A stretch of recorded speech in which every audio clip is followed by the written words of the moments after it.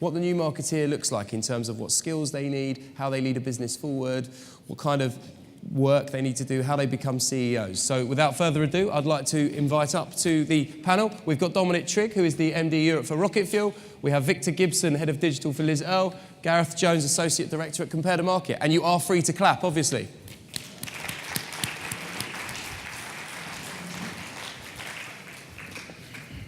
Okay, gentlemen, I thought the best place to start, as we decided to call it, what does the new marketeer look like? Let's answer that question first. What does the new marketeer look like in today's evolving media landscape?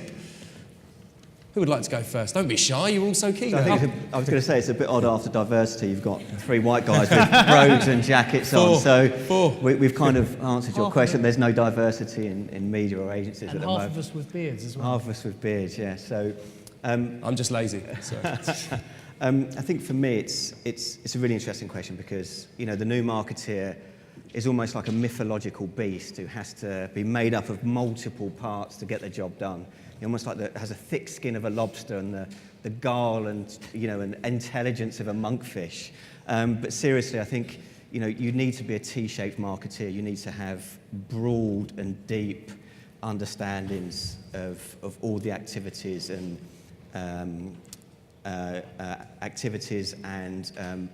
sort of activities that you need to do to get good campaigns up and running. You know, from a digital perspective, you need to understand CRM, search, display, data, community management, and social. Yes, you're going to have teams and agencies that are going to supply you great ideas, but you really need to be able to roll your sleeves up, get stuck into the detail, and, you know, add value and really understand what's going on. You know, and I think in today's modern world, she needs to be, you know, as broadly knowledge as, you know, a Renaissance man like Leonardo da Vinci had to be in his day to generate great ideas. Great Italian reference there. Very good. Who would have thought? Those skills are not your kind of traditional marketing set of skills, are they? So where do you find these new people from, and where do you hone those skills from? I think the marketeer is evolving into a statistician, somebody who actually evolves and understands what data tells them and uses that. Not just somebody marketeers have traditionally been creative people who've come to the fore and then end up with a budget to spend within a business because they've been attracted to managing the branding concepts of a company. Whereas I think the future of marketeers will be that they evolve from statisticians, mathematicians, and people who understand the use of data, and then progress into a field where they use creative pieces of their team to come together and actually understand what the stats tell them and react to those. So I think it's a whole different breed coming to the fore of marketing, and it really is evolving what a future marketeer looks like. And is that something you agree with, so Gareth? I'm not sure if I entirely agree with Dominic, because I think sometimes we can be blinded by the white light of technology and perhaps preconditioned to assume that technology is going to be transformatively positive for everything. And I'm getting old, and I'm increasingly of the view that the sort of successful marketeer of yesterday, of 10 years, 20 years, 30 years ago, and some of the principles that they subscribe to are going to be no different for the principles that the successful marketeer of tomorrow is going to have to adopt. And, you know, I don't know, it sort of, for me, becomes a bit more like a classical FMCG approach. It's about customer centricity, about understanding customers, meeting needs with compelling propositions, driving value for shareholders. And I think, you know, that boils down to big, bold ideas and storytelling, and the sorts of people that will drive that through organisations and create and nurture those big ideas maybe are not the statisticians and the magicians with the numbers. Now, I'm not saying that that's not important, but I think as people see, you know, and experience a tsunami of stuff confronting them, and there's a lot of mediocrity out there, the thing that will shine through will be big, bold ideas. Yeah, I think it's a really interesting point. I agree with both, actually. I think, you know, nowadays you need to have the ability to not only have all the skills to understand data and get the insights out of data, but, you know, going back to the classical marketeer of going back to the customer, I think the customer's more complex today than they were 3, 5, 7 years ago. And I think as a marketeer, you really need to understand that kind of 360 view of your consumer as they kind of traverse an ever-changing media landscape and platforms. And I think it does come back to balancing left and right brain much more nowadays. I mean, they talked about agencies joining together. I think what you'll find is that a future market is going to be a hybrid of creativity and data. And I wouldn't be surprised if they start coming out the CRM teams. So hearing those answers, I'd like to revise mine. I think that marketeers... You can disagree, it's fine. I quite like waxing lyrical about marketing. I think a marketer is always going to be a storyteller. I would stress, I think that the future is about understanding data to make those stories more important. Yeah. And where in the past it was about storytelling to one specific audience group because, you know, a bunch of factoids came in or a bunch of surveys pointed towards a specific audience group. It's about marketing to many different forms and types of groups at different times and understanding what the creative message and the impact is going to be. So it becomes a much more diverse process that stats are important in. But actually, if I boil that right down, it's got to be somebody who's able to tell a story and be able to sell a brand and be able to build a concept. And of course, that is the key to marketing. But I think that skill, that mathematical skill and that statistician's, the need for understanding statistics is becoming more important. So I'd stick by my original point on that. And you know, you read job descriptions for marketeers, and everybody wants this analytical rigor in the left brain and the sort of interrogation of data and the ability to pull together an econometric, you know, plan in their lunch hour, and they want that combined with, you know, creativity and intuition and all that type of stuff. And sometimes I think, you know, you've got more chance of finding rocking horse shit than attracting people with that skill set on that salary into your organisation. And so I sort of subscribe to perhaps the softer skills are going to become much more important in the future. You know, you're not going to get this Leonardo da Vinci character in a single package, so there's a requirement you need to blend this skill set across your teams. But some of those softer skills are going to come through. So, you know, we talk about people who've got passionate curiosity about getting under the bonnet, especially in the digital world. It's a bit of a mindset, but wanting to understand how the nuts and bolts work. And it's the counterpoint of all of that detail with being able to ask the big decisions. And I think also, I sort of see this with lots of graduates that come through. You want a battle-hardened confidence. You know, I'm sure we all work in verticals that are very fiercely competitive, and you know, sometimes it's about rolling up the sleeves and just getting and fighting in the trenches. And you know, we do lots, you know, media schedules and marketing plans are sprinkled with lots of tests, and those tests often go wrong. And so it's how do you know, fall down, dust yourself off, and bounce back, and have the sort of cognitive skills to be able to learn from those experiences and have tenaciousness and you know, agility in terms of thinking in the moment.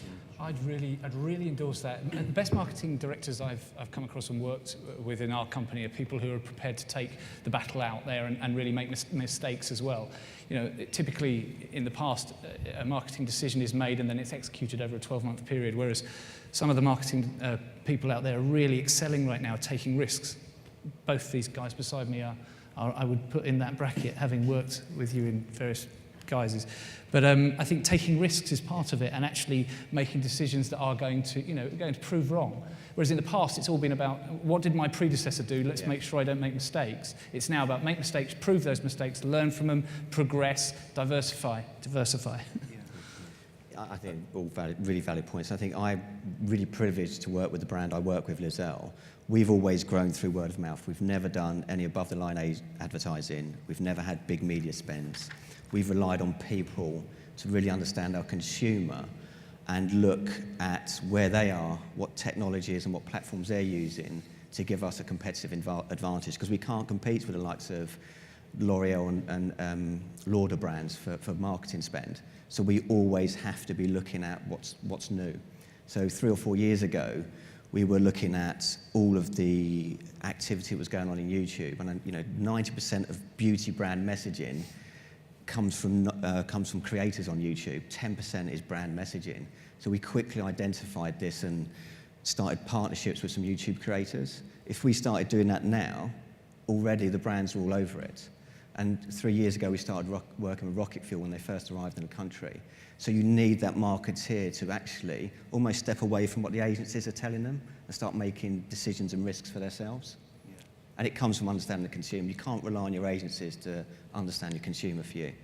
So, interesting point. I mean, there's two things there. The first one is the kind of risk-taking. How easy is it to take those risks in today's environment? You talked about those that are brave, that take risks. In today's environment where we're kind of cash-strapped to a certain degree, you've got to show the return on most investment. How do you do that? And obviously the interesting kind of elephant in the room somewhere, some might say, is you talked about going directly to technology partners or going directly to creators and model makers. How much of your business is now going directly rather than through an agency? So we probably go direct for most of our stuff. We've got a design and build agency for our e-commerce website, but that's about it.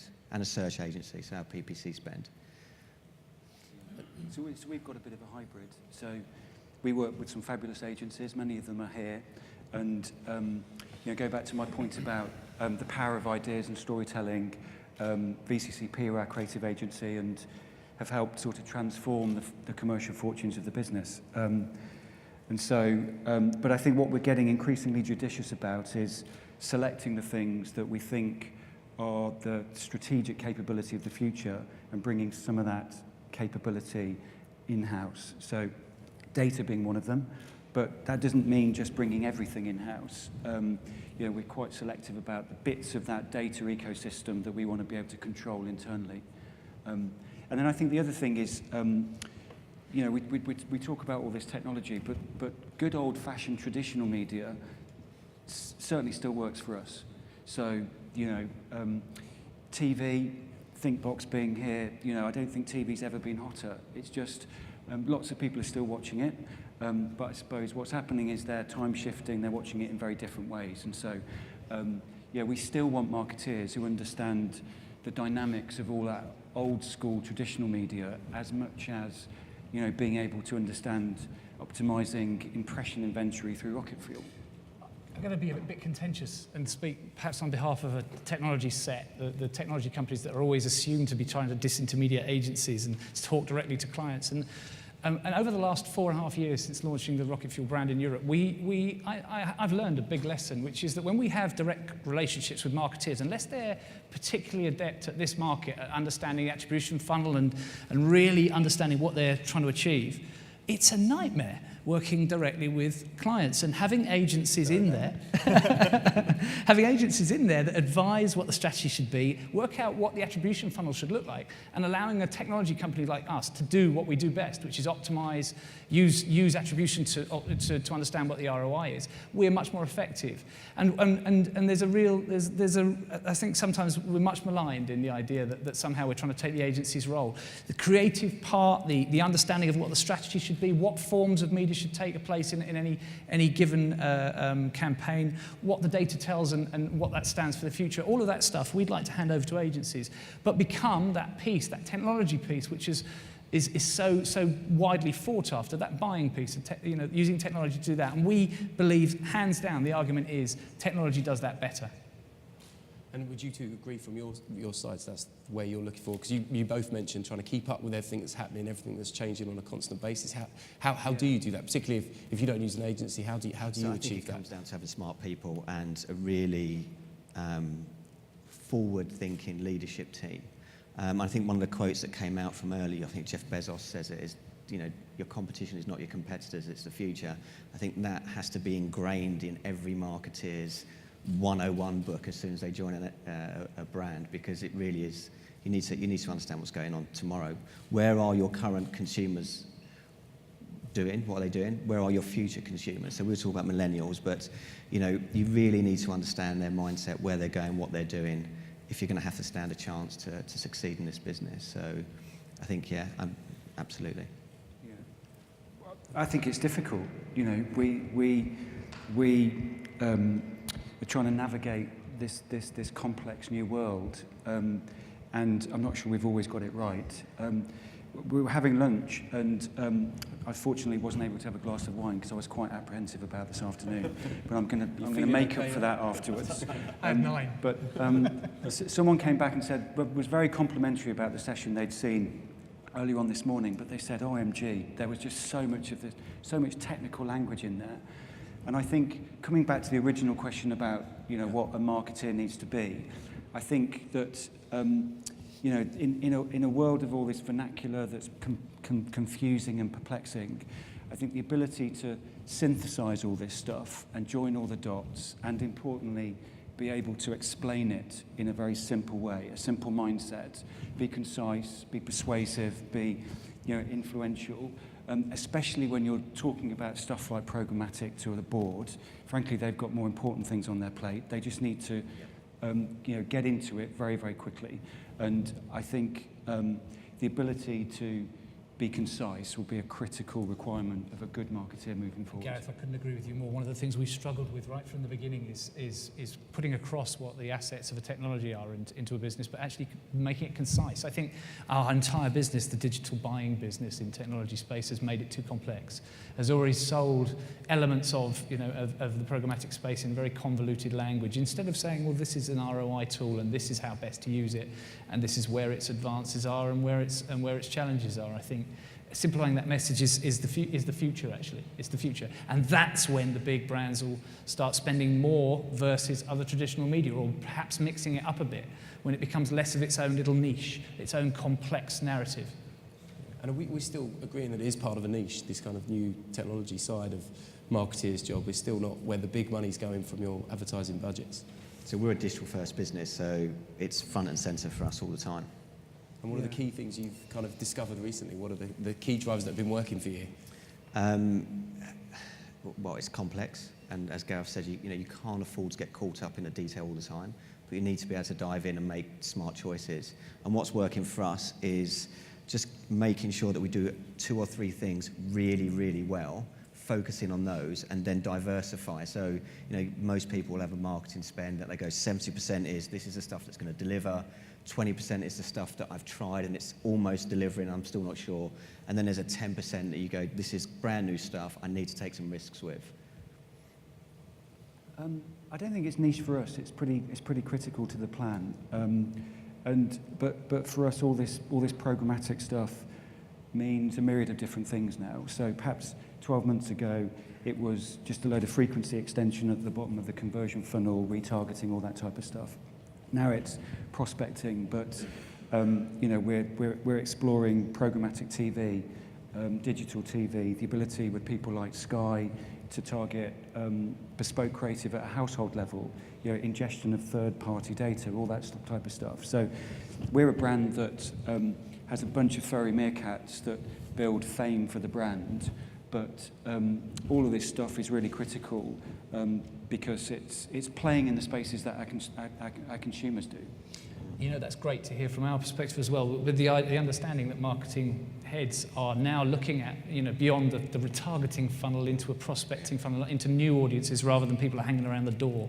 It's progress, and as you say, it's happening in the last 18 months or so, and brands that you've been talking about, Gareth, I mean, you're advanced, but there are some that are still only thinking, what's the last click, and who gave it to me, and who was the retargeting partner associated with that from my 15 different retargeters, rather than how do I convert an audience who's about to buy another product or has no knowledge of my brand. Yeah, we've shifted 90% of our budgets into prospecting. And it was interesting, there was a question to the audience about how many people click banners, and clearly none of us are going to click banners because we don't. But we were really, really pleased to see that our target audience, our core audience is 45 plus, and 80% of the prospecting data that we saw, they were clicking banners. So it's really interesting. So it's definitely something that's worth looking at. Definitely a real diverse world out there and a diverse range of skills that you actually need to survive. We haven't got much time left, so I want to throw it out to the audience. Remember, this is the penultimate session, so if you've had any questions, burning questions on the back of our discussion, please put your hands up now. I don't know why I'm putting my hand up, I can see now, I'm not standing in the light. You have a question? Ah, thank you, Paul. We're just coming. I know. Lucky you ate all that popcorn.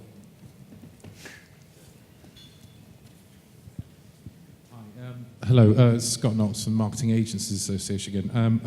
There was a comment made that you shouldn't expect your agencies to understand your consumer, which sent shudders down my corporate spine. But what do you expect of your agencies in the future? What do you need them to be, and what do you need them to be able to understand? To me? Okay, so I'll answer first. I mean, Gareth's probably got a better view because he works with more agencies than I do, but as a business that's grown through word of mouth, we have lots of data about our customers ourselves, and so we can get and gather insight from our own customers' behaviour.